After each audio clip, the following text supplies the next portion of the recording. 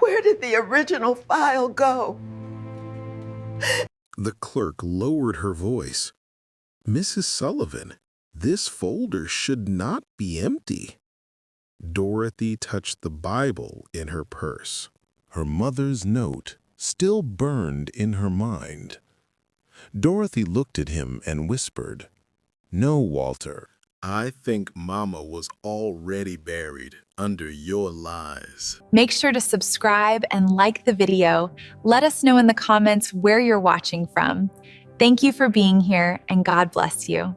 The courthouse records room smelled like dust, floor wax, and old rain trapped in paper. Dorothy Mae Sullivan stood under a slow ceiling fan, holding her purse with both hands. Inside that purse was her mother's Bible, the hidden deed copy, and the note that said, "Don't trust Walter." Deputy Clerk Althea Reed opened the property folder again. She did it slowly, as if a missing paper might appear from shame. "East 37th Street," she said. "Sullivan family property, filed under Ruth Mae Sullivan, 1969 transfer." Dorothy leaned closer. "Then where is the original?" Althea's lips tightened. She looked toward the hall before answering. "That is the question." Dorothy remembered 1969. She had been 17, standing in Mama's kitchen while collard greens simmered on the stove. The radio played Marvin Gaye low in the corner. Ruth Sullivan had pressed floury hands against her apron and said, "A home is not just boards, baby. It is a promise." Back then, Dorothy thought Mama meant the front porch, the live oak out by the walk, the cracked blue swing where she read library books after church. Now, she wondered if Mama had been leaving a promise in plain sight. Althea turned the old deed copy toward her. "This copy lists your mother as sole owner. No sons, no trustees, no banker, just Ruth." Dorothy swallowed. "Walter told everybody Mama gave him control." "Mrs. Sullivan," Althea said gently, "control is not ownership." At that moment, Dorothy saw Walter in the glass. He stood outside the records room, tall and still, his smile neat as a Sunday bulletin. He did not knock. He did not wave. He only lifted his gold watch, tapped the face once, and walked away. Dorothy felt cold in that warm room. What deadline was Walter watching, and what did he know she was about to find? By late afternoon, Dorothy stood in front of the house on East 37th Street. The porch boards sagged in the same places. The blue swing still hung from rusted chains. Somewhere down the block, somebody was frying onions, and a radio played an old gospel song through an open window. For 30 years, Walter had told Dorothy the house was too expensive to keep. Taxes, repairs, insurance, he said, always with that banker voice. Always with that polished smile. But if the house was such a burden, why had the porch looked lived in for decades? Dorothy climbed the steps and touched the doorframe. The paint flaked under her glove. From next door came a thin voice. "You Ruth's girl?" Dorothy turned. On the neighboring porch sat Miss Lottie Freeman, small as a folded handkerchief, her cane across her knees. "Yes, ma'am," Dorothy said. "I'm Dorothy." Miss Lottie nodded once. "I know who you are. You're the one brought soup when Ruth's knees went bad." Dorothy's throat tightened. "You remember that?" "Child, I remember more than folks want me to." Mrs. Lottie pointed her cane toward the Sullivan house. "Your mama rented those rooms after Mr. Sullivan passed. War widows mostly. Mrs. Miriam Cole from Beaufort, Mrs. Etta Jameson from Augusta. Ladies with pension checks and nobody to fix their steps." Dorothy stared at the upstairs windows. "Rented?" she asked. "Every month," Mrs. Lottie said. "Cash sometimes, checks sometimes. Your brother Walter came by first Saturday wearing that suit like he owned the sunrise." Dorothy saw it in her mind.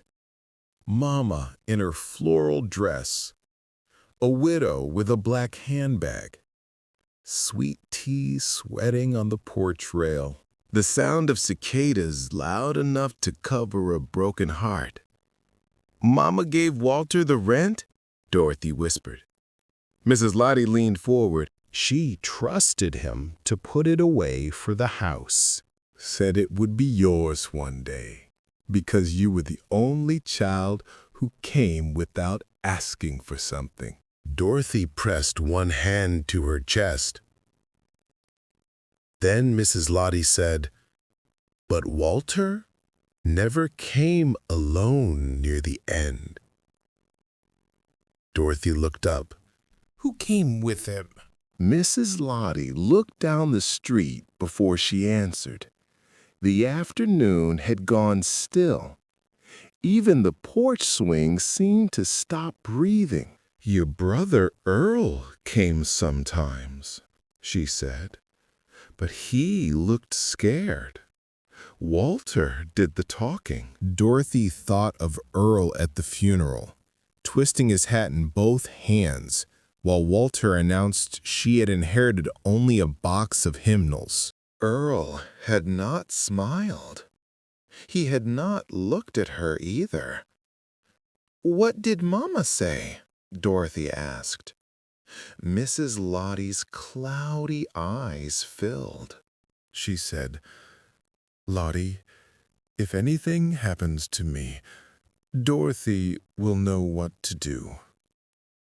Dorothy closed her eyes. For years, she had believed Mama favored the boys. Walter handled the bank. Earl handled errands.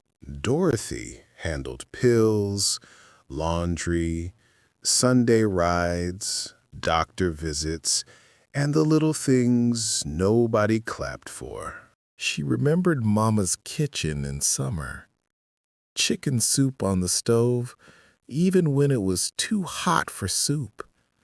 A rotary phone on the wall. Ivory soap by the sink. Ruth sitting at the table while Dorothy rubbed liniment into her swollen hands. "You always did come," Mama had said once. Dorothy had laughed then. "Where else would I be?" Now those words came back like a hymn she had forgotten. Miss Lottie reached under the cushion beside her and pulled out a folded envelope, brittle and brown at the edges.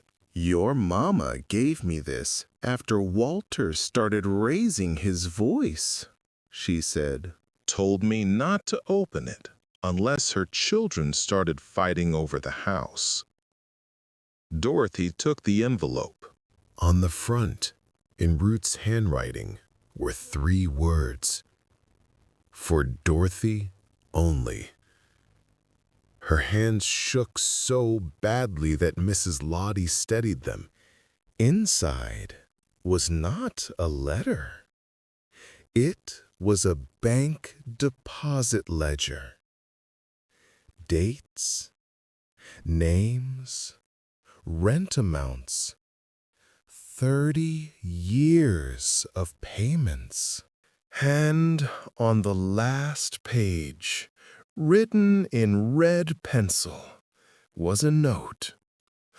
Walter moved the account the week before I got sick. Dorothy heard a car door close behind her. Walter's voice came from the sidewalk. I believe that belongs to me. Dorothy finally had what Walter feared most. Not a rumor, not a memory, a ledger. But Walter had found her before she could leave that porch. And if he moved the account before Ruth got sick, then someone at the bank helped him hide it. In the next part, Dorothy must decide whether to trust frightened Earl, follow the missing bank trail, and face the one document Walter never expected to surface. If this story has you leaning closer, subscribe and stay with Dorothy. Give this video a like if you believe a quiet daughter can still bring the truth into the light. Because part 4 begins with one question. Who signed Ruth Sullivan's name after she was already in the hospital?